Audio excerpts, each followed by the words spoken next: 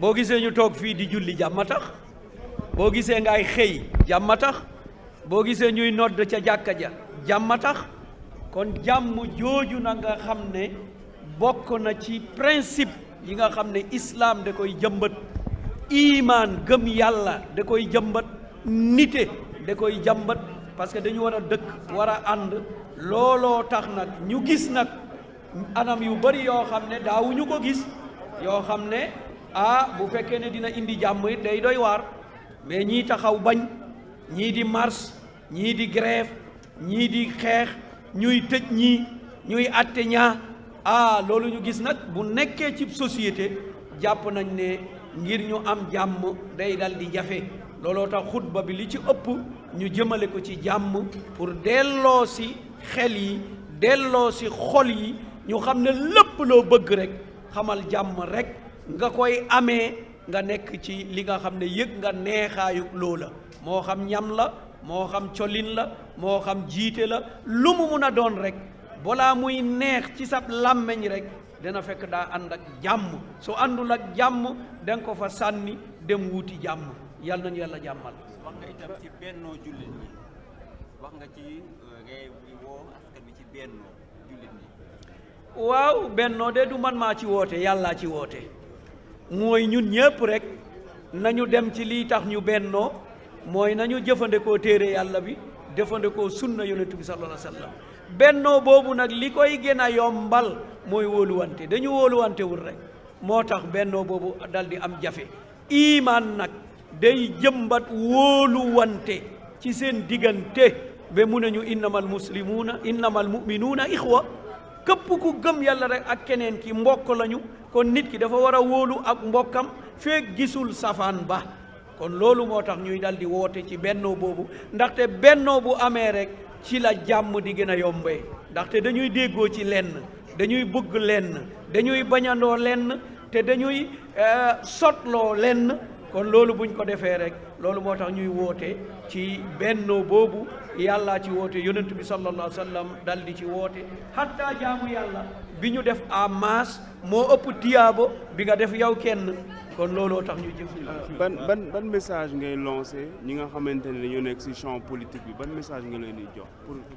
waaw mu ne champ politique bi ban message laa leen di lancé mooy li nekk ci biir xutba bi rek ku nekk na wax jàmm def jàmm ku nekk na dëggu na maandu na waxan ak askan bi leeral programme am ñu sori lépp loo xam ne mooy violence lépp loo xam ne xaste la lépp loo xam ne tuuma la lépp loo xam ne boddi la loolu yépp ñu dal di ko sori ñu nekk ñoo xam ne dañuy kafante ñun loolu lañ xamoon ci Sénégal ñaari adversaire yoo xam ne dañuy xaccoo da nga doon gis ne dañuy kafante kii sànnilee kaddu kii def te kaddu kaf lay doon waaye du doon kaddu noono du doon kaddu tëkku koo mën a doon boo sànnee kaddu noono nga sànni kaddu tëkku la yàqu yawa te bu ñëwee doo ci mucc loolu moo tax ñoom ñépp maa ngi leen di lancé ne nañu fexe képp koo xam ne dangay ñëw jiite réew mi fexeel wax joo xam ne ci sa biir campagne ci sa biir wuut dangay ñëw fekk nit ñu déggoo nit ñu bëggante ak nose nga mun a teg foofu sa tànk nga mun a jóg nag dem ci kaw mais bu fekkee ne yéen a ngi wuut xuloo ngeen xiiroo ngeen ŋaayoo ngeen xeex ngeen yàq nañu toj nañu kon yow boo ñëwee sa mandat yëpp da ngay defar kon kañ la réew mi di dem kanam kon il faut ñuy déggoo ci yooyu moo tax loolu la ñuy lancé ñëpp te ku nekk nag am na àq ne bëgg naa jiite il faut loolu ñu def ko ci suñu esprit kii warul jiite pour lan foo ko teg parce que réew mi du réew baayu kenn réew mi kenn donnu ko ku ne rek da ngay jóg nga ne man bëgg naa nga génne sa programme nga wax sa waxin jullit yi ñi dul jullit mooy société sénégalaise ñoom ñooy dajale seen kóolute ñu ne jox nañ la ko heure bu ñu soxlaa yi ñu ne kóolute bañ la joxoon nangu nañu ko loolu nag day méngoo ak doxalinu borom bi subhanahu wa taala ndaxte mooy ki nga xam ne day joxe nguur ku ko soob day nangu ku ko soob bu ñu gëmee loolu rek du ñu am benn jafe-jafe. gis nañu imaam gis nañu baal ma benn kàddu rek gis nañu maanaam jullit yi ñoo woorandoo mais ñi ëpp ci jullit ñi woorandoo wuñu ndax loolu kilifa diine yi amuñu ci responsabilité. non mun nañu wax waaw mun nañu wax déet xam nga problème bi mooy ku ne rek day def lu ko doy te loolu daa am masala boo xam ne il faut ñu bàyyi ci xel mooy lan mooy ndax ñépp mën nañu defandoo xam nga bu njëkk dañ doon wax déet ixtilaaful mataali ittihaadul mataali mooy gannaaw jant bi na muy fenkee heure bi du benn ndax mën nañ koo defandoo wala mënuñu koo defandoo bu njëkk dañ doon wax ne mënuñu koo defandoo mais yaakaar naa koor gi kay mën nañ koo defandoo adduna bi yépp woor na kon adduna bi yépp mun nañoo worendoo waaye daa am ñoo xam ne jàpp nañ ne ñoom fokk rek ñu gis ko fa ñu dëkk jàpp naa ne loolu du problème bi mooy lan jullit yi ci seen bopp ñoo xeebante loolu dong moo ko indi Moodu bu gisee ñu ne wax na dëgg Biraan bu gisee ñu ne tegu ko fen lii dong mooy suñu problème du kilifa diine faa leneen faa ñun ñoo wóoluwante wul mais suñu wóoluwante woon ñu nekk ay jullit ñoo xam ne jullit du taxaw ne gis naa te gisul loolu ñun ñëpp ñu gëm loolu la ñu borom bi subhanahu wa taala sant yonent bi sallallahu alayhi wa sallam am na ko gis weer wi yonent bi xamu ko ba mu ne gis naa weer wi mu ne ndax jullit nga mu ne ko waaw de ko wala ndax gëm nga yàlla mu ne gëm naa yàlla ndax gëm nga ne man yàlla ma yónni mu ne gëm naa loolu mu ne Bilaal waxal nit ñi ne suba iit la kon ñun ñëpp bu ñu amoon esprit boobu ni kon problème du am parce que ci biir Sénégal yaakaar naa 5 régions fu ne wax nañ ne weer wi feeñ na fa mais am na ñoo xam ne gëmuñu loolu dañoo jàpp ne li ñu wax feeñ na feeñut mais loolu nag pour nga régler ko problème la de yàlla nañu yàlla sàmm aar. mbokk yi asalaamaaleykum wa rahmatullah. du ma traduire li imam Galadio wax parce que lu jafe la. Ce que je recommande à tous les médias, c'est de s'aménager des créneaux horaires au niveau de leur médium pour faire passer tout le sermon.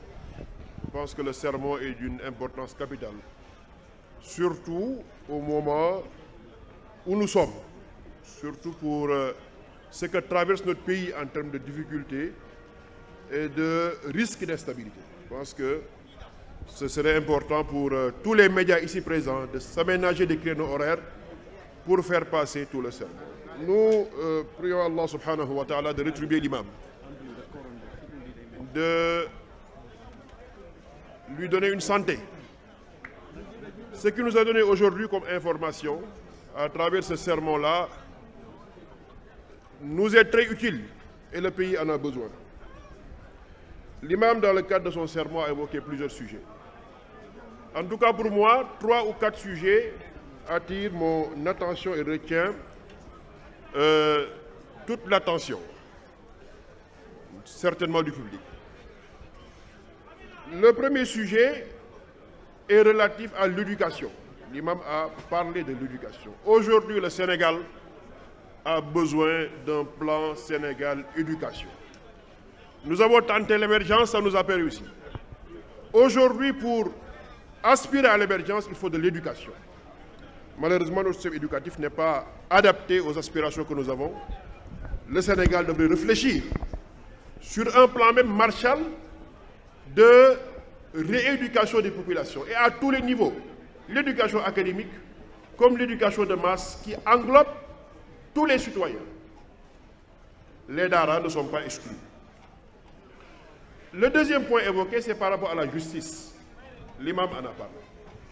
Il n'y a pas de paix sans justice. Et pendant toutes ces années, Allah subhanahu wa ta'ala a communiqué avec nous. Nous avons vu de grands acteurs de la justice disparaître sous nos yeux. C'est une communication divine. C'est pour dire à ceux qui sont là encore que vous n'êtes là qu'en sursis et que vous devez faire votre travail de manière convenable car vous allez rendre compte, comme ceux qui vous ont précédés doivent rendre compte. Et le troisième élément dont il a parlé et qui attire mon attention, c'est la paix et la stabilité. On ne peut rien construire sans la paix. Le Sénégal ne peut pas aspirer à avoir le parcours d'autres pays qui ont connu des génocides, qui ont connu des guerres tribales, qui ont connu des troubles internes avant de se lancer pour un développement. Le Sénégal veut un développement à travers une transition pacifique. C'est ce que le Sénégal cherche. Et pour cela, il faudra que les médiateurs sociaux jouent leur rôle. Il faut avoir du courage pour faire de la médiation aujourd'hui. Le Sénégal est un pays aujourd'hui des extrémités. Les gens veulent se positionner en extrémistes de tous bords. Cela n'arrange pas la situation. Les médiateurs doivent avoir le courage, écouter, comprendre, accepter les colibés pour rétablir la paix. Parler avec toutes les parties. Il faut du courage pour cela. Il a rappelé, c'est le devoir des chefs religieux, c'est le devoir des imams, c'est le devoir de tous les d'opinion de chercher autant que peut se faire l'équidistance pour pouvoir parler à toutes les parties, car nous avons besoin de paix dans ce pays. Il a parlé à la presse. Nous savons comment la presse impacte l'opinion publique. Il faudrait que cette presse-là soit plus responsable. On ne transmet pas des propos qui peuvent détruire le tissu social. On ne transmet pas des propos qui peuvent créer de l'instabilité. C'est interdit par la loi, mais c'est interdit par la religion aussi. Quand on parle de presse, on parlera de tous les médiums, les réseaux sociaux. Les réseaux sociaux qui ne doivent attirer aucune attention ni aucun intérêt des responsables. Le réseau social aujourd'hui, les médiums des réseaux sociaux, tout le monde y a accès. Le plus intelligent au plus idiot. Tout le monde peut ouvrir sa caméra, ouvrir son téléphone et lancer un message qui va partout. Alors il faudrait que ceux qui reçoivent les messages soient responsables. On n'écoute pas quelqu'un qui insulte. On n'écoute pas quelqu'un qui divise. On n'écoute pas quelqu'un qui dénigre. Et la dernière chose qu'il a évoquée et qui est très important pour tous les autres musulmans, c'est la prière. Il faut prier Allah subhanahu wa ta'ala. Même si on a décelé un comportement décevant de la part de l'autorité ou de quelqu'un d'autre, prions Allah subhanahu wa ta'ala pour qu'il lui donne ce comportement-là qui nous satisfait. Prions Allah qu'il inscrive la miséricorde dans son cœur. Cela constitue l'enseignement que nous avons hérité de nos prédécesseurs. Inch'Allah, le Sénégal sera un pays de paix. Le Sénégal sera un pays de stabilité. Les transitions vont se faire de manière pacifique. Les gens vont avoir des ambitions et tout le monde en a le droit, l'imam l'a dit. Tout le monde a le droit d'avoir son ambition. Mais que cette ambition-là soit une ambition éprise de paix, de bonne intention pour ce pays, qu'elle ne soit pas égoïste, qu'on ne détruise pas tout pour arriver à réaliser ses ambitions. Qu'on le fasse dans l'intention de bien servir, qu'Allah fasse que nous assistions à plusieurs années encore ce genre de rappel.